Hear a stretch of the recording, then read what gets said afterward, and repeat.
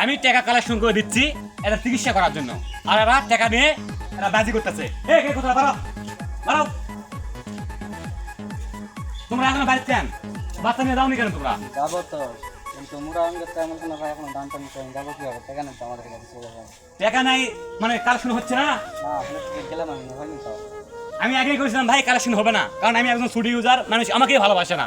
আমার দ্বারা তোমরা ভিডিও করো না, আমার দ্বারা ভিডিও করো না, আমার দ্বারা ভিডিও করে তোমার নাম হবে না। মানুষ মনে করে আমি মনে হয় ফেক ভিডিও বানাচ্ছি।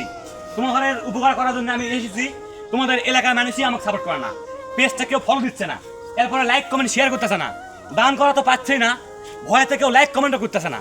আর এই বাচ্চাটা দিন দিন দেখেন অবস্থা, দেখেন দেখি দেখো তো একটু দেখো, দেখেন বাচ্চাটার অবস্থা কি।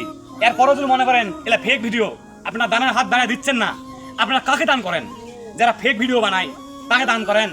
আমাদের জেলার মধ্যে হর্ষক বিল্লাল নাই দেখে আমরা কি মানুষের কাছ থেকে কোনো সহযোগিতা পাবো না? গোটা বাংলাদেশের 64 জেলার মানুষের কাছ থেকে এই বাবা মা অসহায়ের মতন হাত পাঠাইছে, ফকনির মতন হাত পাঠাইছে। আপনাদের কি জন্য? আপনাদের একটু সহযোগিতার জন্য। আপনারা যে যেখান থেকে পারেন একটু সহযোগিতা করেন, আসেন সবাই পাশে আসেন। এলাকার অবস্থা দেখেন ভাই, আপনারা যেই যেখান থেকে পারেন না কেন এই বাচ্চাটার জন্য একটু সহযোগিতা করেন ভাই। আসেন ভাই আসেন, সবাই 10 টাকা 20 টাকা 5 টাকা যেই যেমন পান দেন ভাই। এই বাচ্চারা একটু সহযোগিতা করেন, না পারলে এই ভিডিওটা বেশি বেশি শেয়ার করে দেন। যারা মানবিক কাজ করতে ভালোবাসে তাকে একটু শেয়ার করে দেন ভাই। এই বাচ্চারা পাশে দাঁড়ান ভাই, আসেন সবাই আসেন ভাই, অনুরোধ করতেছি ভাই আসেন।